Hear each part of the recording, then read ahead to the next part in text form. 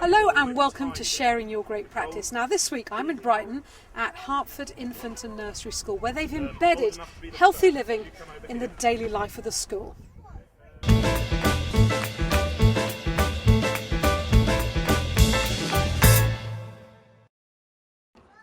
From the moment the children join the school in the nursery class, they're involved in daily activities that engage them in all aspects of healthy living. What I'm trying to create is a whole ethos of how we should be living our lives.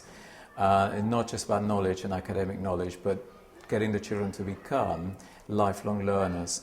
And part of lifelong learning, I believe, is making the children really aware of life, healthy lifestyle choices. The school forges close partnerships with local eco-organisations. Stefan Gerrels from Brighton Permaculture Trust visits every week. The children decide every term what topic is going to be covered, and then we sort of plan activities around that topic. I always try to get them outside, doing something outside too, because that's my real passion, is trying to get them sort of reconnecting with nature and getting outside, growing. As Brighton Permaculture Trust, we go around Brighton and Hove collecting fruit that's not being picked. Lots of gardens, lots of community orchards or council land where there's fruit that's not being picked. We pick it, bring it to schools and get the children to juice it, drink it and enjoy it, and trying to share that enthusiasm and the healthiness of fresh fruit juice. The school recycles its own cooking oil to help run a local yellow bus fuelled on biofuel. They run scooter training sessions for the infants to encourage them to scoot to school.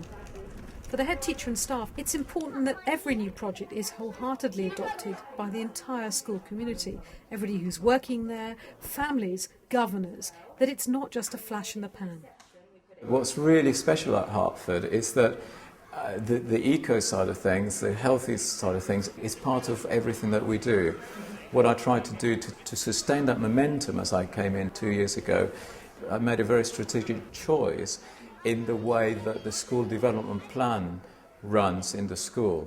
So each year I have 6 priorities in the school development plan, and I have placed every member of our staff team, including the cleaners, the caretakers, the support staff, the office staff, everybody is in a team driving each one of those priorities.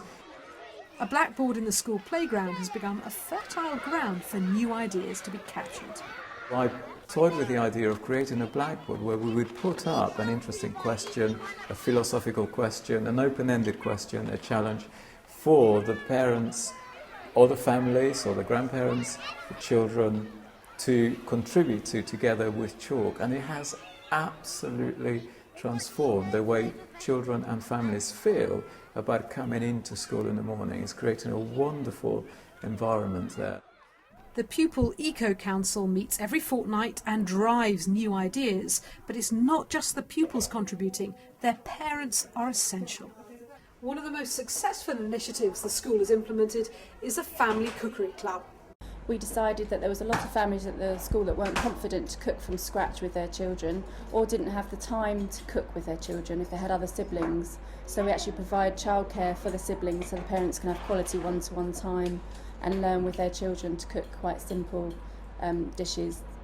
It's just a really good experience to feel part of the school, and it's a really special time to spend with your child. You've got an hour together and you're with other parents and other children, but it's a really, I don't know, it's just a really nice experience to spend that time with your child. It's really good to get hands-on training as well, and teaching how to cut with a knife and use the different utensils to cook, and it's a learning experience for me because I can't cook. So I quite enjoy it. The vegetables that the school grows are shared and consumed by the children.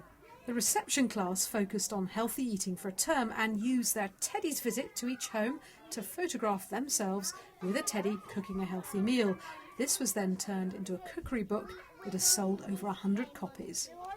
With so much activity on site, managing health and safety issues is a challenge.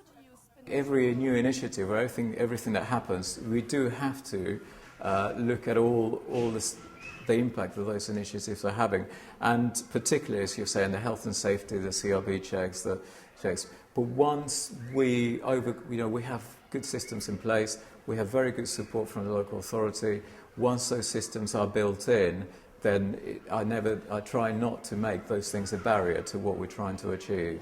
So if you'd like to integrate healthy living further into the ethos of your school, here are some tips from the staff at Hertford Infant and Nursery School. It's all about encouraging community involvement, forging strong partnerships with local eco-groups. Get the staff involved at every level of the school so that it becomes a way of life for the whole community.